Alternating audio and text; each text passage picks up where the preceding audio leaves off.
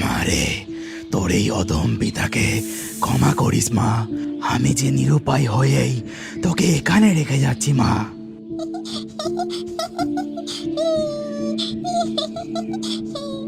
তোর মুখে এই হাসি যেন চিরকাল থাকে। তুই এখন অবোধ শিশু, তাই বুঝতে পারছিস না ওই শিকারী তোর জীবনে কত বড় ক্ষতি করে দিয়েছে। যেদিন নাগরাজ ও নাগরানীর কন্যা সন্তানের জন্ম হয় সেই দিন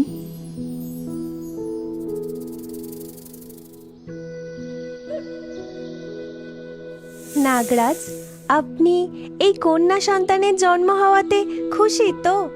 আমি খুব খুশি হয়েছি নাগিন, কিন্তু আমাদের এই কন্যা সন্তানের একটা নাম তো দিতে হবে। আপনিই বলুন, কি নাম দিতে চান আপনার কন্যার? নাগরাজ ও নাগিন যখন এইরূপ কথোপকথনে ব্যস্ত, ওদিকে তখন সেই জঙ্গলেই এক শিকারী শিকারের উদ্দেশ্যে এদিক ওদিক ঘুরে বেড়াচ্ছে। তারপর একটি পাখিকে দেখতে পেয়ে, এই তো পেয়েছি, কি সুন্দর একটি নীল পাখি। আজ এটিকেই আমি শিকার করব। এই কথা বলেই শিকারী পাখিটিকে লক্ষ্য করে একটি তীর নিক্ষেপ করে, কিন্তু পাখিটি উড়ে চলে যায়। আর পাখি উড়ে যেতেই সেই তীর সোজা এসে নাগিনের বুকে গেঁথে যায়। নাগিন, নাগিন, এ কি হলো তোমার? কে করলো এমন কাজ? ঠিক সেই মুহূর্তে শিকারীটি ছুটতে ছুটতে সেখানে এসে দাঁড়ায়। এ আমি কি করলাম? আমি যে পাখিকে তীরবিদ্ধ করে শিকার করতে গেছিলাম, কিন্তু পাখি উড়ে যেতে তীর এসে নাগরানীর গায়ে বিঁধেছে। মূর্খ শিকারী, তোকে এর শাস্তি পেতেই হবে। আজ থেকে তুই এখানেই পাথরের মূর্তি হয়ে দাঁড়িয়ে থাকবি।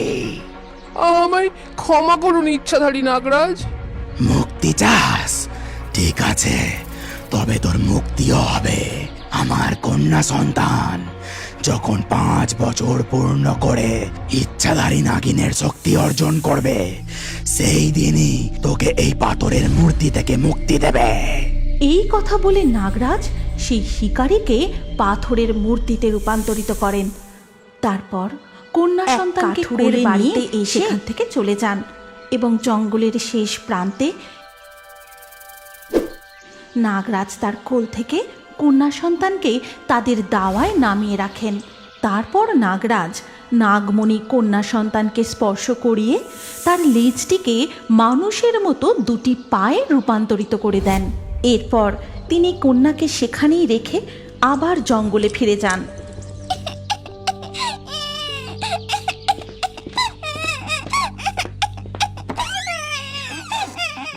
কান্নার শব্দ পেয়ে কাঠুরের বউ দরজা খুলে বাইরে আসে। ওগো শুনছো? তাড়াতাড়ি একবার বাইরে এসো, কি সুন্দর একটা ফুটফুটে মেয়ে। তারপর কাঠুরেও ঘর থেকে বেরিয়ে এসে দেখে বলে, ও মা, তাই তো, এ মেয়ে কোথা থেকে এলো গো? কাদের মেয়ে এটা? তুমি দেখছো না, ওকে কেউ আমাদের দাওয়ায় রেখে দিয়ে গেছে, তাই এখন থেকে ও আমাদেরই মেয়ে। আমার 4টি ছেলের পর এই একটি মেয়ে, তাই আজ থেকে ওর নাম পঞ্চমী। এরপর থেকে কাঠুরে আর পরিবারেই পঞ্চমী বড় হতে থাকে। দেখতে দেখতে 5 বছর কেটে যায়। যেদিন নাগকন্যা পঞ্চমীর জন্মের 5 বছর পূর্ণ হবে, সেই দিন হঠাৎ করে পঞ্চমীর শরীর খারাপ করে। আজকে আমার শরীরটা খুব খারাপ লাগছে। আমি আজ তোমাদের সঙ্গে জঙ্গলে কাঠ কাটতে যেতে পারবো না। ঠিক আছে মা, তুই আজকে ঘরেই বিশ্রাম নে, তবে আমরা না ফিরে আসা পর্যন্ত ঘর থেকে একদম বেরোবি না, কেমন? এরপর কাঠুরে ও তার বউ মিলে ঘরে বিছানাতেই শুয়ে থাকি। তাদের 4 পুত্র সন্তানকে নিয়ে জঙ্গলে চলে যায় কাঠ কাটতে। এদিকে তখন পঞ্চমীর শরীরে এক পরিবর্তন দেখা যায়। তার পা সাপের লেজে পরিণত হয়ে যায়।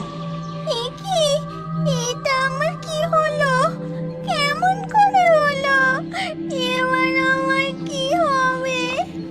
এই দেখে পঞ্চমী যখন ভয় কাঁদতে শুরু করেছে তখন কাঠুরিয়ার পরিবার তাদের বাড়িতে ফিরে আসে। তারপর তারা ঘরে ঢুকে পঞ্চমীকে ওই অবস্থায় দেখে, এ কি মা পঞ্চমী, এ তোর কি হয়েছে? বুঝতে পারছো না? তার মানে এতদিন ধরে আমরা কোনো ইচ্ছাধারী নাগিনের কন্যাকে বড় করছিলাম। ও নিজের রূপ লুকিয়ে আমাদের ঠকিয়েছে। না না মা, আমি তো এর কিছুই জানতাম না।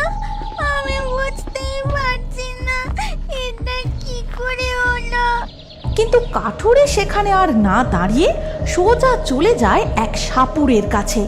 তারপর তাকে সমস্ত ঘটনা খুলে বলে।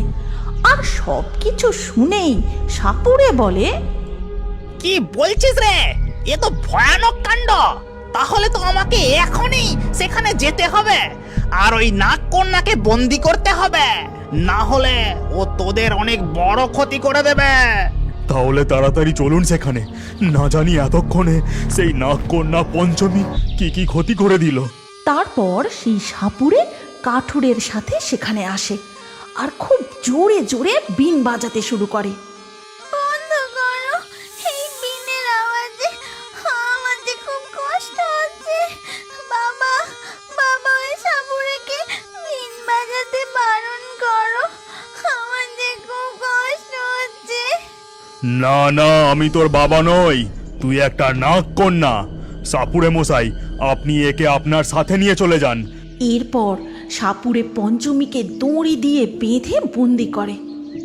না না বাবা, আমাকে ছেড়ে দাও, আমি তোমাদের কোনো ক্ষতি করবো না, আমাকে ছেড়ে দাও। ওগো, তুমি কি পাগল হলে? ওকে যে আমরা এত বছর ধরে বড় করে তুললাম, ও আমাদেরই মেয়ে, ওর যে কষ্ট হচ্ছে, ওর বাঁধন খুলে দিতে বলো। কিন্তু কাঠুরে বা সাপুরে তাদের কোনো কথা শোনে না। সাপুরে পঞ্চমীকে নিয়ে সেখান থেকে চলে যায়। আর সেই দিনই রাতে যখন সবাই ঘুমিয়েছিল, ইচ্ছাধারী নাগ নিজের রূপ পরিবর্তন করে এক কালো সাপের রূপ ধরে তাদের ঘরে ঢুকে পঞ্চমীকে খুঁজতে থাকে। এ কি, আমার কন্যা সন্তান কোথায় গেল? আমি তো তার গন্ধ পাচ্ছি, বুঝতে পারছি যে সে এখানেই ছিল, তাহলে তাকে দেখতে পাচ্ছি না কেন? ঠিক তখনই কাঠুরের ঘুম ভেঙে যায় আর ঘরের মধ্যে কালো সাপটাকে দেখে সে লাফিয়ে ওঠে। তারপর তার হাতের কাছে থাকা কুড়ুলটাকে তুলে নিয়ে কালো সাপটাকে মারতে যেতেই ইচ্ছাধারী নাগ তার নিজের রূপ ধারণ করে। স্তব্ধ হও কাঠুরে, আমি তোমার কোনো ক্ষতি করতে এখানে আসিনি। আমি আমার কন্যা সন্তানকে নিয়ে যেতে এসেছি। বলো, সে কোথায়? ইচ্ছাধারী নাগরাজ, তাকে যে আমার স্বামী ওই সাপুরের হাতে তুলে দিয়েছে, এখন কেমন আছে আমি কিছুই বুঝতে পারছি না। এটা তুমি কি করেছো কাঠুরে? তোমার কাছে সে সুরক্ষিত থাকবে ভেবেই আমি তাকে এখানে এরপর রেখে কাঠুরে গিয়েছিলাম। ও তার বউ মিলে আমাকে তাড়াতাড়ি আমার কন্যার কাছে নিয়ে চলো। নাগরাজকে সাথে নিয়ে সেই সাপুরের কাছে যায় আর সেখানে গিয়ে গাছের আড়াল থেকে লুকিয়ে দেখে সাপুরে পঞ্চমীকে একটি খুঁটিতে বেঁধে তার সামনে আগুন জ্বালিয়ে বিন বাজিয়ে যজ্ঞ করছে।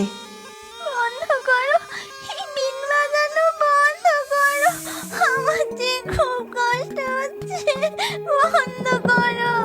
বন্ধ করব কি রে? তোকে যখন বন্দি করতে পেরেছি, এবার তোর পিছু পিছু তোর ইচ্ছাধারী মাতা পিতাও নিশ্চয়ই এখানে আসবে। আমি তাদেরকেও বন্দি করব, তারপরেই এই বিন বাজানো বন্ধ হবে। ছি ছি, এ আমি কি ভুল করেছি? পঞ্চমী কতই না কষ্ট পাচ্ছে। এই কথা বলে কাঠুরে গাছের আড়াল থেকে বেরিয়ে সেই সাপুরের সামনে গিয়ে দাঁড়ায়। সাপুরে মশাই, আপনি পঞ্চমীকে ছেড়ে দিন, আমি আমার ভুল বুঝতে পেরেছি। কখনো না, তুই চলে যা এখান থেকে, আমার সাধনায় ব্যাঘাত ঘটাস না, চলে যা বলছি। তখনই হঠাৎ আকাশ কালো করে প্রচণ্ড ঝড় ওঠে, চারিদিক এলোমেলো হয়ে যায়। বৃষ্টির ঝাপটে যজ্ঞের আগুন নিভে যায়। এদিকে নাগরাজ গিয়ে সাপুড়েকে বিষাক্ত ছোবল মারে, আর সেই বিষে সে মাটিতে লুটিয়ে পড়ে, আর তার মুখ দিয়ে ফেনা বেরিয়ে আসে।